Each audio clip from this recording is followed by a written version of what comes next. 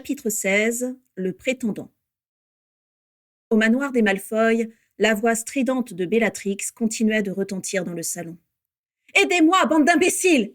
Régulus est blessé !» Bellatrix semblait totalement paniquée. Si elle ne manquait jamais d'imagination pour faire souffrir ses ennemis, en revanche, devoir prendre soin de quelqu'un la prenait totalement au dépourvu. Régulus, étendu sur le tapis, arrivait à peine à ouvrir les yeux. Entre ses paupières entr'ouvertes, il voyait les lumières dansantes provenant du lustre suspendu au-dessus de sa tête et quelques ombres penchées sur lui. « Allez, remuez-vous! Je vous dis qu'il risque de mourir !» cria la voix de Bellatrix. Mourir ne lui paraissait pas une issue si abominable, si cela pouvait mettre fin à la douleur lancinante qui montait le long de l'épaule droite.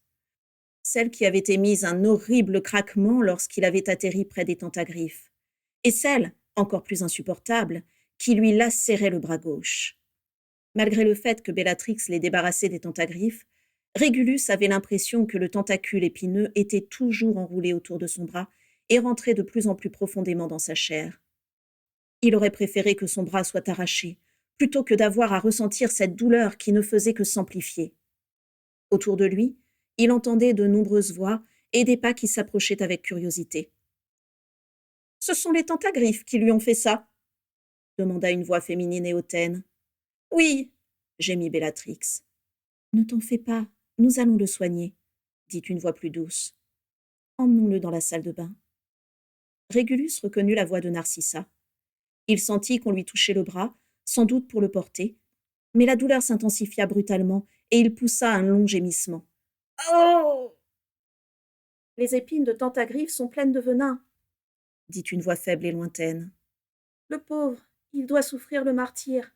C'est une des pires douleurs qui soit. » Régulus reconnut la voix de Daisy, la meilleure amie de Narcissa. À en juger par sa voix tremblante, elle non plus n'était pas très en forme. « Daisy, repose-toi, » lui ordonna doucement Narcissa. « Et il n'y a pas d'antidote » demanda fébrilement Bellatrix. « L'essence de Murlap peut soulager, » dit Daisy. « L'essence de Murlap ? Nous en avons sûrement ici. » « Malheureusement non, » dit une voix glaciale. Régulus entr'ouvrit les yeux et aperçut le scintillement du pommeau argenté de la canne d'Abraxas Malfoy. Ce dernier l'observait avec mépris, comme si Régulus n'était qu'un vulgaire tas de détritus.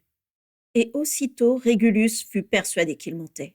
« Non » s'indigna Narcissa. « Allons, vous préparez des potions à longueur de journée, avec des ingrédients aussi compliqués les uns que les autres. Vous avez forcément de l'essence de Murlap quelque part. »« C'est malheureux, mais il ne m'en reste plus une seule goutte, » poursuivit la voix glaciale d'Abraxas Malfoy en détachant soigneusement chaque mot du précédent. « En revanche, il serait temps de retirer ce jeune homme du tapis. C'est une pièce qui me vient de mes ancêtres, et je ne voudrais pas qu'une tache de sang... »« Eh bien, donnez-nous un coup de main, au lieu de nous regarder bêtement !» le houspilla Bellatrix. « Que s'est-il passé ?» demanda alors une voix que Régulus connaissait parfaitement. Au-dessus de lui, le visage de son père était agité de tics nerveux, comme lorsqu'il avait peur ou était en colère. Régulus avait du mal à déterminer s'il était inquiet ou s'il était furieux que Régulus n'ait pas brillé au combat. « Ce qu'il s'est passé !» explosa Bellatrix. « Ce qu'il s'est passé, je vais vous le dire, moi. C'est Sirius qui l'a mis dans cet état. Voilà ce qu'il s'est passé. Tout ça parce que vous avez été incapable de l'éduquer correctement. » « C'était surtout inconscient d'envoyer Régulus là-bas, » corrigea Narcissa. « Il n'a que 14 ans. Où aviez-vous la tête ? Ce n'est qu'un enfant. » « Je vous interdis de me parler sur ce ton, toutes les deux, » répliqua Orion avec agressivité. « Dois-je vous rappeler que je vous ai hébergé pendant presque 10 ans ? » Régulus avait toutes ces disputes en horreur. Sa maison était déjà saturée de tensions en permanence. Alors, s'il y avait bien une chose qu'il souhaitait éviter, c'était de nouvelles prises de bec. Alors qu'il rassemblait ses forces pour dire quelque chose et interrompre les injures qui s'échangeaient au-dessus de lui, le sol vibra de coups sourds, et un pas pesant s'approcha d'eux. « Rodolphus » dit la voix furieuse de Bellatrix. « La bataille est terminée ?»« Non, mais je t'ai vu tomber, » dit une voix bourrue. « Je voulais être sûre que tout allait bien. »« Comme c'est touchant !» railla Bellatrix. « Eh bien oui, je vais très bien. Tu peux faire demi-tour et retourner d'où tu viens. » Il y eut un silence, et Régulus sentit la pointe d'une chaussure lui toucher les côtes. « Je vois que ton petit protégé s'est fait avoir !» ricana la voix bourrue de Rodolphus Lestrange. « Ne le touche pas !» rugit Bellatrix. « Oui, ne le touchez pas !» renchérit Orion de sa voix nasillarde et désagréable. Entre ses paupières à demi closes, Régulus aperçut plusieurs baguettes se tendre vers Rodolphus Lestrange. « Hé, c'est bon. J'ai entendu que vous vouliez le porter jusqu'à la salle de bain, non? Je peux m'en occuper. C'est une vraie brindille. »« Pas besoin de toi, » répliqua Bellatrix. « Tu ferais mieux de retourner au combat. »« Tu veux de l'aide, oui ou non ?»« Allez, Bella, laisse-le faire, » dit la voix de Narcissa. « Nous serons plus tranquilles dans la salle de bain. » Il sentit quelqu'un lui attraper l'autre bras, mais au moment où son épaule se soulevait du sol, il eut l'impression que des milliers d'aiguilles chauffées à blanc lui transperçaient la peau, et il gémit à nouveau de douleur. « Arrête, Rodolphus, arrête !» supplia Bellatrix. Et Régulus s'affaissa à nouveau sur le tapis, le visage crispé. « Endormons-le quelques minutes, ce sera plus simple, » proposa Narcissa. « Abraxas, vous avez au moins une potion de sommeil. » Abraxas hésita à répondre et dut juger qu'un deuxième mensonge serait de trop, car Régulus entendit ses pas s'éloigner lentement. Pendant plusieurs minutes, personne ne parla. Puis Abraxas Malfoy revint. « C'est tout ce que vous avez ?» demanda Bellatrix circonspecte. « Il faudra s'en contenter, » répondit sèchement Abraxas Malfoy. Narcissa aida Régulus à se redresser légèrement et porta la fiole à ses lèvres. En effet, elle était minuscule, et Régulus était assez doué en potions pour estimer que l'effet ne durerait que quelques minutes. Il renifla la fiole pour s'assurer qu'il s'agissait bien d'une potion de sommeil, puis la but avidement. Avec un immense soulagement, il sentit la torpeur l'envahir. La douleur s'évanouit, et il sombra dans l'inconscience. Rodolphus se pencha et souleva Régulus comme s'il s'agissait d'un vulgaire sac de provisions. « Doucement !» s'écria Bellatrix en soutenant la tête de Régulus qui dodelinait dangereusement. Elle s'apprêtait à quitter le salon à leur côté, mais Abraxas lui saisit le bras d'une poigne de fer. « Pas si vite, jeune fille, » dit Abraxas en désignant le tapis où on pouvait voir de larges traînées rouges sombres. « Je vous prie de réparer les dégâts que vous venez d'infliger à mon précieux tapis. »« Oh, vous et votre maudit tapis !» explosa Bellatrix. « Je ne sais pas ce qui me retient !»« Bella, nettoyons ça et n'en parlons plus, » décréta Narcissa. Régulus reprit conscience dans la salle de bain. Pendant une fraction de seconde, il se demanda quel était le liquide froid qui coulait dans ses cheveux, dans sa nuque et sur son visage, avant de réaliser qu'on lui versait de l'eau froide sur la tête. « Ah, te voilà réveillé, » dit une voix bourrue. Régulus toussa, car quelques gouttes d'eau étaient passées dans ses voies respiratoires, et sentit deux énormes mains empoigner sa veste et le plaquer au mur. Il était assis sur le carrelage d'une immense salle de bain, et Rodolphus Lestrange se tenait face à lui avec un sourire mauvais. Il émanait de lui une odeur de sueur rance et de mauvais alcool qui donnait la nausée. Ses cheveux noirs étaient gras, sa barbe hirsute, et son manteau était fait d'un étrange assemblage de pièces de fourrure, de morceaux d'écaille et de bouts de tissu. Régulus tourna la tête, parcourut du regard les 4 lavabos en émail d'un blanc immaculé, les robinets savamment sculptés en forme de tête de serpent, les serviettes moelleuses, la baignoire en marbre, les galets et les orchidées installées sur les étagères, les patères en serre d'hippogriffe. Mais à son grand désespoir, il ne vit que le luxe étourdissant du mobilier qui l'entourait. En dehors de Rodolphus Lestrange, la pièce était déserte. « Alors, comment t'y es-tu pris ?» demanda Rodolphus avec agressivité. Régulus le regarda sans comprendre et essaya de se dégager, mais sans succès. Son bras droit, qui avait émis un horrible craquement lorsqu'il avait atterri près des tentagriffes, ne répondait plus, et son épaule était déformée de façon inquiétante. Quant à son bras gauche, qui avait été lacéré par les tentagriffes, il lui faisait atrocement mal. « Je te lâche si tu me dis ce que tu lui as fait !» dit Rodolphus Lestrange en resserrant sa prise. « De qui parles-tu » haleta Régulus, qui avait du mal à reprendre son souffle. « De Bellatrix !» grinça Rodolphus en resserrant encore sa prise. En comprenant ce que Rodolphus Lestrange sous-entendait, Régulus fut tellement abasourdi qu'il mit un certain temps à répondre. « Bella, mais tu n'y es pas du tout !» protesta Régulus d'une voix étranglée. « Ne me prends pas pour un imbécile !» rugit Rodolphus Lestrange. « Elle parle sans cesse de toi, Régulus par-ci, Régulus par-là. Et j'ai bien vu comment elle te regardait. Il n'y a que toi qu'elle regarde de cette manière. Alors, quel est ton petit secret? Un envoûtement? Un filtre d'amour? Je ne peux pas croire que tu aies réussi à la séduire sans faire appel à la magie. » « La séduire? Mais c'est ma cousine. Nous avons grandi ensemble. » « Le fait d'être cousin ne vous arrête pas dans la noble famille Black, » cracha Rodolphus Lestrange avec mépris. « Tes parents sont cousins, non? »« Tu es complètement fou, » s'indigna Régulus. « J'ai 14 ans et elle 24. » Rodolphus le lâcha et Régulus put enfin respirer librement. « Écoute-moi bien, petit morveux, » dit Rodolphus Lestrange en pointant sa baguette sur son visage. « Est-ce que tu sais seulement depuis quand je suis amoureux de Bellatrix, non? Eh bien, je suis tombé amoureux d'elle dès que je l'ai vue. J'avais 12 ans, elle en avait 11. Tu étais probablement encore au berceau à cette époque. Alors ne t'avise pas de t'en approcher, c'est compris? Je n'ai pas attendu toutes ces années pour que tu me la piques. » Régulus essuya l'eau qui ruisselait sur son visage et regarda avec dégoût les mains velues et le corps trapu de Rodolphus Lestrange. Il était très familier avec ce genre de déclaration, puisque son propre père avait longtemps tenu exactement le même discours à propos de Druella Black, née Rosier, que Cygnus Black lui aurait dérobé dans de mystérieuses circonstances. Aux yeux de Régulus, ces obsessions orgueilleuses n'étaient que la transformation désastreuse d'un amour déçu et n'avaient absolument rien d'attrayant ni d'héroïque comme certains semblaient le croire. « Tu parles d'elle comme si elle pouvait t'appartenir, » dit Régulus. « On voit bien que tu ne la connais pas. » Rodolphus Lestrange saisit Régulus à la gorge, mais quelqu'un frappa à la porte et tous les deux se retournèrent d'un même geste. « Rodolphus? Régulus, vous êtes là ?» dit la voix de Narcissa. La poignée de la porte s'actionna vigoureusement, plusieurs fois d'affilée, et on frappa à nouveau à la porte avec beaucoup plus de force. « Ouvrez !» cria Bellatrix. « Rodolphus, ouvre la porte ou je t'étripe !» Régulus eut un sourire de triomphe.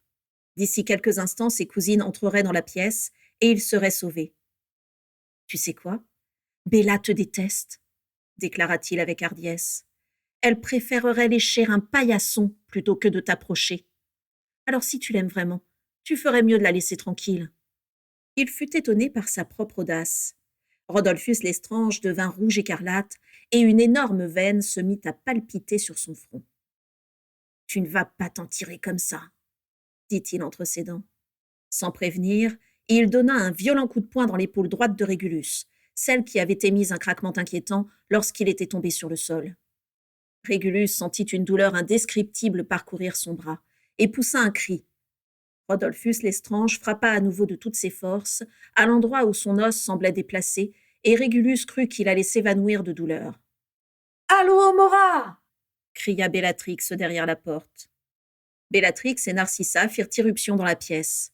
Bellatrix tendit sa baguette vers Rodolphus, une vive lumière bleue envahit la salle de bain et Rodolphus tomba lourdement sur le côté, libérant Régulus de son poids étouffant. « Je remettais juste son épaule en place !» grogna Rodolphus en redressant son buste trapu. « Bien sûr !» ironisa Bellatrix. Elle se pencha vers Régulus, qui ne la voyait même pas, la main crispée sur son épaule, aveuglée par les étoiles rouges qui dansaient devant ses yeux. Bellatrix pointa sa baguette sur son épaule et prononça quelques formules. Régulus sentit une chaleur intense remplacer la douleur, son os fit un ressaut, se remit en place, et la douleur s'évanouit. Régulus en aurait pleuré de reconnaissance. Et soudain, il sentit son estomac se contracter violemment. Il eut un haut-le-corps. Rodolphus Lestrange se recula précipitamment, mais Régulus se tourna vers lui et lui vomit sur les genoux. « Ah ! Régulus !» s'affolèrent Bellatrix et Narcissa. Il venait de vomir un torrent de sang et d'épines. « Va-t'en, Rodolphus !» cria Bellatrix en le bousculant. Rodolphus Lestrange s'apprêtait à protester, mais Narcissa pointa sa baguette sur lui. « Dehors !» répéta-t-elle avec une immense froideur. Elles chassèrent donc impitoyablement Rodolphus Lestrange, couvert d'un liquide nauséabond, installèrent Régulus au-dessus de la cuvette des toilettes et s'agenouillèrent à côté de lui. Bellatrix lui tint les cheveux pendant qu'il vomissait à nouveau, et Narcissa lui caressait le dos. « Ce doit être un autre effet du venin de Tentagriffe, devina Bellatrix anxieuse. Espérons que ça ne dure pas trop longtemps. Eh bien, ici non plus, ça n'est pas la grande forme.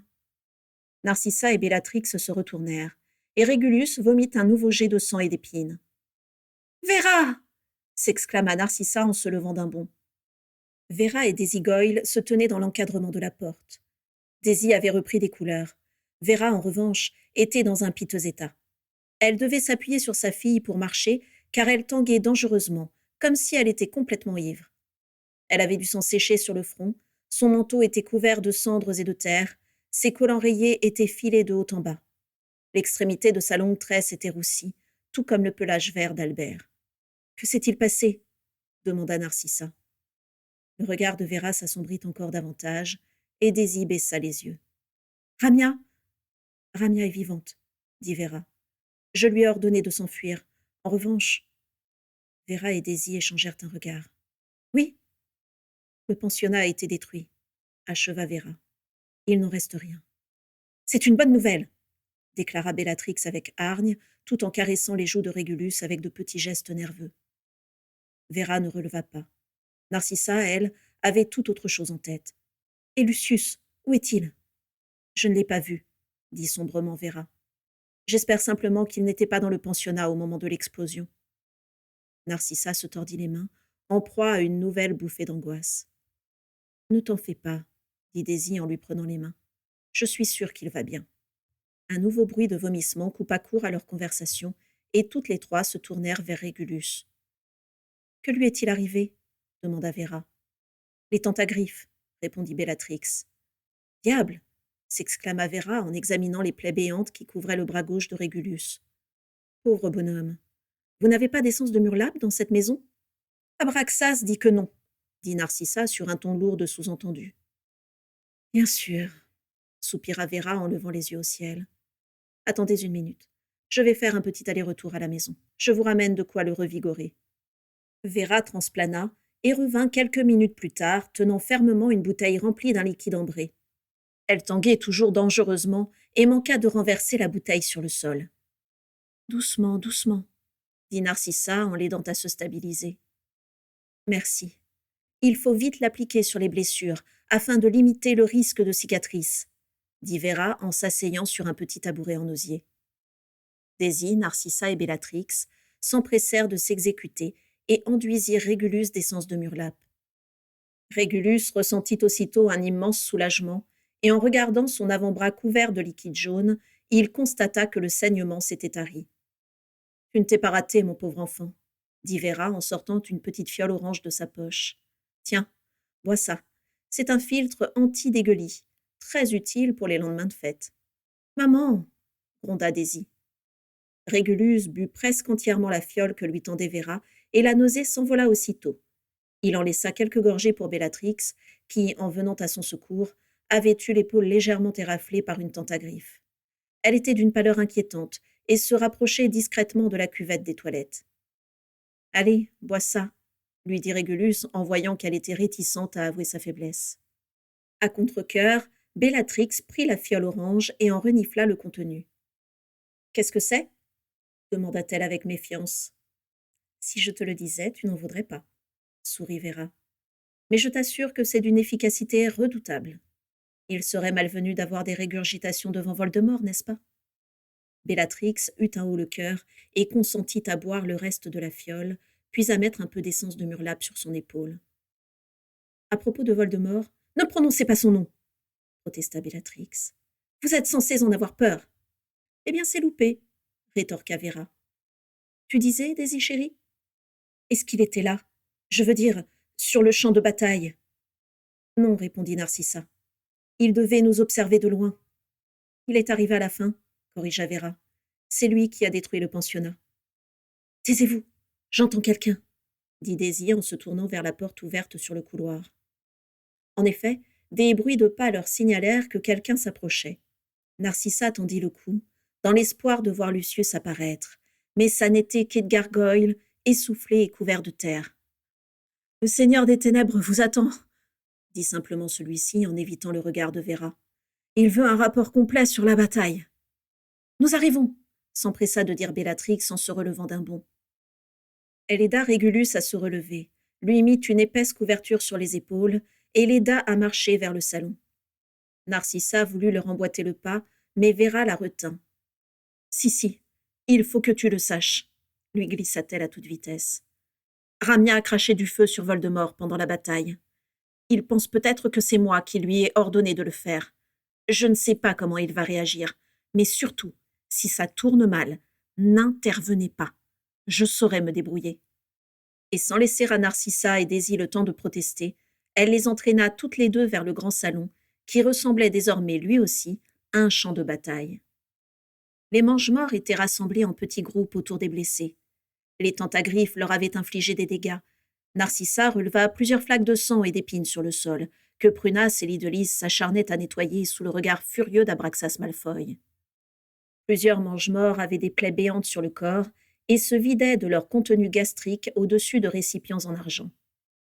Les aurores avaient tout aussi ardemment défendu le pensionnat. Plusieurs mange-morts étaient raides, ce qui indiquait qu'ils avaient été stupéfixés récemment, et même les plus robustes d'entre eux portaient de nombreuses égratignures sur le visage.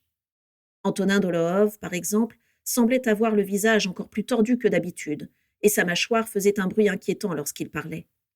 Dans un coin, Narcissa reconnut Traverse, dont une jambe était devenue arquée et griffue. McNair, qui avait des connaissances étendues en matière d'animaux dangereux, essayait d'y remédier, mais sans grand succès. Quant à Corban Yaxley, la moitié de son visage était complètement écorché, ce qui ne l'empêchait pas d'échanger à voix basse avec d'autres mange-morts en regardant Narcissa avec un sourire entendu. Narcissa crut entendre le prénom de Lucius et déglutit avec difficulté. À l'autre bout de la pièce, Carla s'efforçait de réconforter Ursula Crabbe, qui poussait des cris de colère et de désespoir. Son cher mari Piscus a été carbonisé sur place par Ramia, souffla Vera à l'oreille de Narcissa. Narcissa se tourna vers elle, horrifiée. Nous nous sommes battus, précisa Vera. Il est devenu enragé. Il a voulu me tuer. Ramia m'a sauvé la vie. Dans d'autres circonstances, Narcissa se serait peut-être réjouie de la mort de Piscus Crabbe, qu'elle détestait de tout son être. Mais elle était tellement angoissée à l'idée que Lucius ait pu subir le même sort qu'elle ne songea même pas à sourire. « Oh, Abraxas !» gémit Ursula Crabbe alors que ce dernier passait près d'elle. « Comment faites-vous pour être aussi calme ? Vous n'avez pas peur que Lucius ne revienne pas ?» Abraxas haussa les épaules et regarda sa montre de gousset. « J'ai surtout peur qu'il revienne bredouille, » dit-il sur un ton menaçant. Narcissa serra les poings et sentit Daisy lui attraper la main en signe de soutien. Assis en bout de table, près de la cheminée de marbre, Voldemort contemplait le spectacle avec satisfaction. Son capuchon noir était rabattu sur son visage, mais ses pupilles rougeoyaient dans l'ombre et sa bouche sans lèvres était étirée par un demi-sourire. « Bien, je crois que nous sommes au complet. »« Lucius n'est pas là, » fit remarquer Narcissa d'une voix tremblante. Voldemort se tourna lentement vers elle. Il semblait bouger sans effort, sans qu'aucun de ses muscles ne se contracte, comme un spectre. « Nous sommes donc presque au complet, » dit-il d'une voix doucereuse. « Ne t'en fais pas, Narcissa. J'attends Lucius avec autant d'impatience que toi. Mais nous pouvons toujours commencer sans lui. Asseyons-nous, mes amis. » Il étendit le bras pour désigner les sièges autour de la table. Les mange-morts prirent place. Bellatrix entraîna Régulus à côté d'elle, malgré les regards moqueurs que les autres jetaient à son teint verdâtre, au sang séché qui se trouvait sur son visage, à sa chemise imbibée de liquide jaune et à l'épaisse couverture posée sur ses épaules. « Un coup de mou, mon petit !» l'interpella Rabastan Lestrange, le frère de Rodolphus. « Ta nourrice a été méchante ?» Plusieurs mange-morts s'exclaffèrent. Rodolphus Lestrange, en revanche, ne riait pas du tout et observait Bellatrix et Régulus avec une hargne non dissimulée. Ursula Crabbe, Juliette Selwyn, Carla Goyle et Magdalena Nott laissèrent leur place aux guerriers et s'installèrent sur des petits sièges proches de la fenêtre. Vera et Daisy s'assirent sur le canapé qui était proche de la cheminée et Narcissa alla s'asseoir à côté de la place vide de Lucius afin que personne ne se l'approprie. « Bien, très bien, dit Voldemort. Alors, mes amis, racontez-moi. Nous sommes victorieux, annonça brutalement Yaxley. Le pensionnat est entièrement détruit, grâce à vous, maître. Oui, c'est bien ce que j'ai vu, dit Voldemort, sans manifester la moindre joie. Mais qu'en est-il des pensionnaires? Les quelques sourires qui avaient accompagné la déclaration de Yaxley s'évanouirent aussitôt. Les mange-morts échangèrent des regards interrogateurs, à la recherche d'une main levée qui annoncerait une bonne nouvelle au Seigneur des Ténèbres. En voyant que personne ne se manifestait, quelques mange-morts remuèrent sur leur siège, embarrassés. « Eh bien, insista Voldemort. Personne? Un silence pesant lui répondit. Vous me dites qu'avec 50 hommes et 2 dragons, vous n'avez pas réussi à attraper le moindre petit sang de bourbe, siffla Voldemort. Et vous appelez ça une victoire? Yaxley détourna le regard. J'espère que vous avez d'autres bonnes nouvelles à m'annoncer, dit Voldemort d'une voix cruelle. Ou bien, certains d'entre vous devront servir d'exemple pour subir ma colère. À en juger par le frémissement de ses narines verticales, ceux qui seraient désignés risquaient de ne pas en sortir indemnes. Narcissa était fasciné par la terreur qu'il semblait infliger à ceux qui le servaient depuis longtemps. Les recrues plus récentes, en revanche, ne semblaient pas aussi averties. Evan Rosier, par exemple, était négligemment affalé sur son siège et retirait soigneusement le sang séché qu'il avait sous les ongles. Baldéric Parkinson et Andy Selwyn, quant à eux, comparaient leurs égratignures en fanfaronnant. Narcissa n'était pas la seule à l'avoir remarqué. Inquiète, elle vit Voldemort lancer un regard cuisant à ceux dont il n'avait pas l'attention pleine et entière. Rosier, Selwyn, Parkinson, note, siffla Voldemort. Les intéressés sursautèrent et se dressèrent sur leurs sièges, droits comme des piquets. Voldemort les regarda un à un, et ses pupilles rougeoyèrent plus intensément. Il caressa sa baguette, hésitant. Et Narcissa vit de la sueur perler sur le front d'Andy Selwyn. « À l'avenir, soyez plus attentifs, dit-il enfin. Et les 4 jeunes hommes se détendirent légèrement en s'épongeant le front. « Où en étions-nous » demanda Voldemort.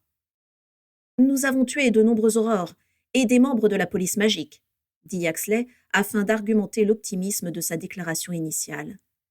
Mais encore, je veux des noms, dit Voldemort. Il n'avait pas haussé le ton, mais sa voix s'était faite plus autoritaire. Fanny Dearborn, dit Antonin Dolohov en levant la main. Tu l'as tué? Tu en es sûr? Absolument sûr, affirma Dolohov sans la moindre émotion dans la voix. Elias Bones, dit Evan Rosier à son tour. Camilla Bickwick, dit Fenrir Greyback en caressant rêveusement son menton couvert de sang séché. Gracchus Cosper, dit Alecto Caro en repoussant une mèche de cheveux gras qui tombait devant ses yeux. Les mange-morts égrenèrent ainsi une quinzaine de noms. Bien, c'est très bien, dit doucement Voldemort lorsqu'ils eurent terminé. Et de notre côté, quelles sont les pertes? Thorfinn Roll a été capturé, gémit Gibbon. Arcadius Flint a été tué, dit Baldéric Parkinson sur un ton tragique. Arcadius, et qu'est devenu son frère Orpheus? Seulement blessé, il est rentré chez lui avec son épouse. Pauvre Arcadius, gémit Magdalena Notte à côté de la fenêtre. À ces mots, Voldemort se tourna brutalement vers elle et un nouveau silence pesant s'établit. Apprenez qu'il n'y a pas de mort plus glorieuse que celle de mourir pour la cause que nous défendons, dit lentement Voldemort. Vous devriez être heureux pour lui et lui envier son sort. Magdalena acquiesça, apeurée, mais de toute évidence, elle était loin de partager l'avis de Voldemort. J'ai réussi à atteindre Roll avec un sortilège de confusion au moment où il a été capturé, se vanta Corban Yaxley. Ainsi, quand les aurores voudront l'interroger, il ne se souviendra de rien. Et le corps d'Arcadius Flint a été réduit en poussière. Personne ne pourra l'identifier.